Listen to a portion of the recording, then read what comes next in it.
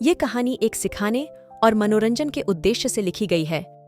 किसी भी व्यक्ति या घटना से इसका कोई संबंध नहीं है। चलो कहानी को बिना टाइम वेस्ट किए शुरू करते हैं। कुछ समय पहले की बात है। गंगा नदी के किनारे एक साधु रहते थे। वे न केवल विद्वान थे, बल्कि उनके पास जादुई शक्तियां भी थीं।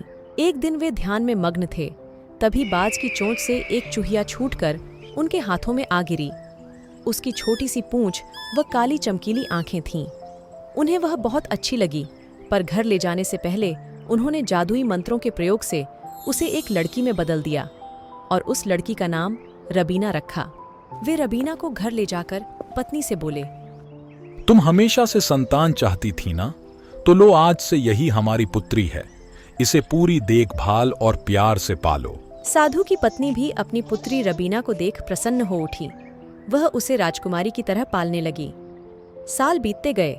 नन्ही रबीना एक सुंदर युवती बन गई। जब वह 18 वर्ष की हुई तो साधु व उसकी पत्नी उसके लिए वर तलाशने लगे। साधु ने कहा, मेरी बिटिया का विवाह ऐसे व्यक्ति से होना चाहिए जो सबसे बड़ा हो। मेरे हिसाब से सूर्य ठीक रहेगा। पत्नी ने भी हामी भरी। उन्होंने जादुई मंत्रों के प्रयोग से सूर्य को नीचे बुला लिया। उन्होंने उसे अपनी पुत्री से विवाह करने को कहा, पर रबीना ने पहले ही न कर दी। वह बोली, पिताजी, यह तो बहुत गर्म है। मैं उससे विवाह करूंगी जो इससे भी बेहतर हो। साधु निराश हो गए। उन्होंने सूर्य से माफी मांगी और कहा कि वे ही कोई वर सुझाए। सूर्य ने कहा, बादलों के देवता से बड़ा कौन होगा? उनमें तो मेरी किरणों को भी रोकने की शक्ति है। साधु ने बादलों को नीचे बुलाया व अपनी पुत्री से विवाह करने को कहा, पर इस बार फिर रबीना ने मना कर दिया। वह बोली, ये तो कितना बदसूरत है, मैं इससे विवाह नहीं कर सकती। साधु ने बादल देवता से हाथ जोड़कर माफी मांगी और कहा कि वही कोई अच्छा वर सुझा दें। वे बोले, पवन देवता ठीक रहेंगे। वे तो मुझे भी अपने फूंक से उड़ा देते हैं। साधु ने पवन देवता को बुलाकर अपनी पुत्री से विवाह करने को कहा। रबीना ने फिर इनकार कर दिया। वह बोली, मैं इससे शादी नहीं करूंगी। ये तो कहीं टिकते नहीं, हमेशा यहाँ वहाँ भागते रहते हैं। साधु ने पवन देव से माफी मांगी और पूछा, क्या मेरी पुत्री के लिए ऐसा वर हो सकता है जो आपसे भी बेहतर हो?